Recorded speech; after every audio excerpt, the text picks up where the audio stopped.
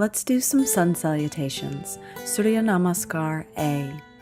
Come to standing at the top of your mat in Samastitihi, which means equal standing.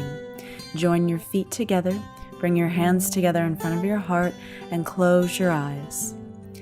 Stand equally on both feet, from right to left and from front to back. Make your legs strong. Drop your tailbone down, draw your lower belly back and up. Lift your chest and drop your shoulders. As you root down through your feet, lift up through the crown of your head. Breathe freely and evenly through your nose. Take a nice deep inhalation here and exhale, bring your hands down to your sides. Now let's begin.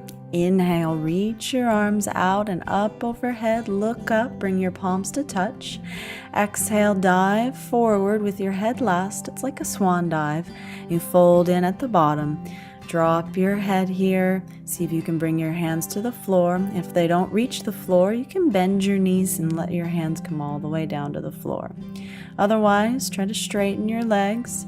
If it feels uncomfortable in your lower back here to bend forward like this, you can also always just bring your hands to your shins and come down about halfway. You want your lower back to stay comfortable here no matter what.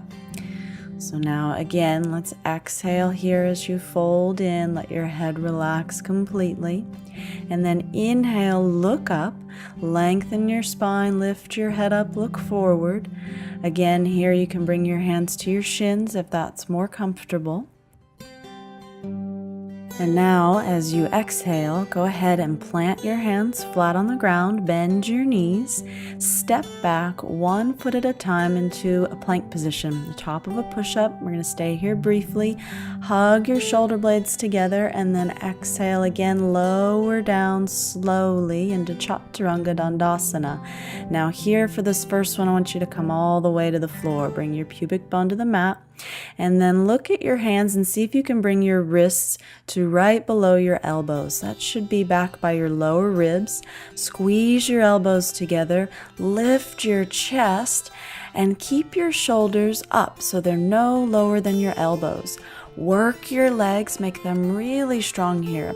Now this is the shape of Chaturanga Dandasana. I want you to be able to feel when you hover in the pose. And if you don't quite have the strength to hover there yet, you can always come down to the floor. But if you can hover, push up just 2 inches and keep this shape. Work your legs, bring your chest forward. Now inhale, roll forward and up to upward facing dog.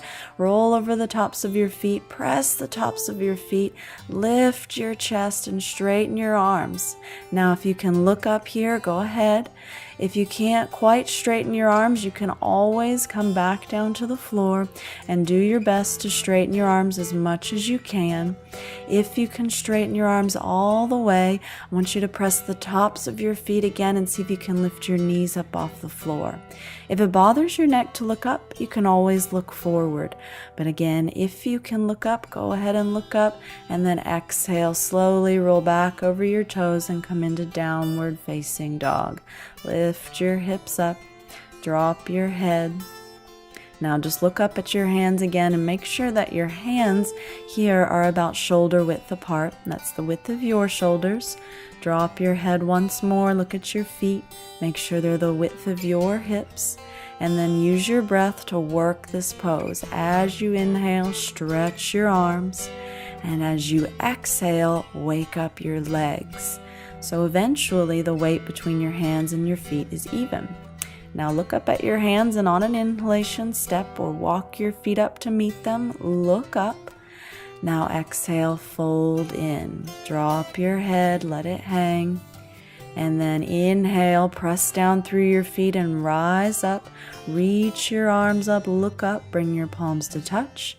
Exhale, bring your hands down to your sides.